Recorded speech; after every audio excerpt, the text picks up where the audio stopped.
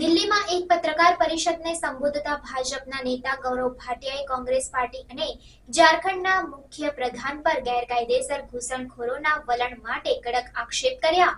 દિલ્હીમાં એક પત્રકાર પરિષદને સંબોધતા ભાજપના નેતા ગૌરવ ભાટિયાએ કોંગ્રેસ પાર્ટી અને ઝારખંડના મુખ્ય પ્રધાન હેમંત સોરેન પર ગેરકાયદેસર ઘૂસણખોરોના વલણ માટે કડક આક્ષેપ કર્યા। ભાટિયાએ ધર્મના આધારે કરવામાં આવેલા આહ્વાનોને નીતિગત પ્રથા ગણાવી અને લોકશાહી માટે ખતરનાક ગણાવી। ભાટિયાએ રાજકીય નેતાઓ જેમાં કોંગ્રેસ અને શરદ પવારનો સમાવેશ થાય છે પર રાજકીય લાભ માટે ગેરકાયદેસર ઘૂસણખોરોને સમર્થન આપવાનો આરોપ લગાવ્યો। તેમણે આ નેતાઓ પર રાષ્ટ્રીય સુરક્ષાને ખતરામાં મૂકવાનો અને ભારતીય નાગરિકો માટેના સંસાધનો પર દાવો કરનારા ગેરકાયદેસર ઘૂસણખોરોને અવગણવાનો આરોપ લગાવ્યો। તેમણે ખાસ કરીને હેમંત સોરેનને નિશાન બનાવતા કહ્યું કે તેઓ ઘૂસણખોરોને તેમના મત બેંકનો ભાગ માને છે અને ઝારખંડના રહેવાસીઓના હિતોને સુરક્ષિત કરવામાં નિષ્ફળ રહ્યા છે। ભાટિયાએ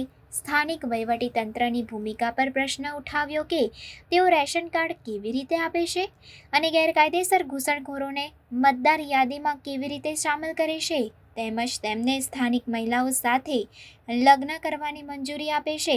ભાટિયાના નિવેદનો રાષ્ટ્રીય સુરક્ષા અને ગેરકાયદેસર ઘૂસણખોરીના સ્થાનિક વસ્તી પરના પ્રભાવ અંગે ચાલી રહેલી ચર્ચાઓના ભાગરૂપે આવ્યા છે। તેમના નિવેદનો આગામી ચૂંટણી પહેલા આ મુદ્દાઓને ઉકેલવા અને સમર્થન મેળવવા માટે ભાજપના વ્યાપક અભિયાનનો ભાગ છે। An appeal made on the basis of religion amounts to corrupt practice, and it cannot be tolerated in a democracy like ours, where elections have to be as pure as Mother Ganges.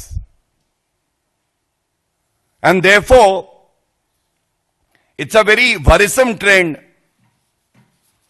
that we have seen, that for the lust of power, the Congress, Sharad Pawar ji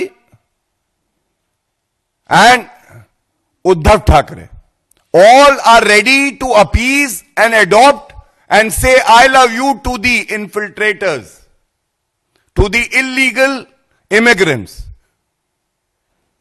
because it doesn't matter to them that these illegal immigrants can be a threat to national security. One, two, they will claim the resources that belong to the residents of our country, Maharashtra and Jharkhand particularly. And plus, they bring about a demographic change which will jeopardize the culture of these states and our country. So 3 points I've mentioned. But Rahul Gandhi is silent. Mallikarjun Kharge ji is silent. Sharad Pawar will not utter a word. Uddhav Thackeray is not speaking.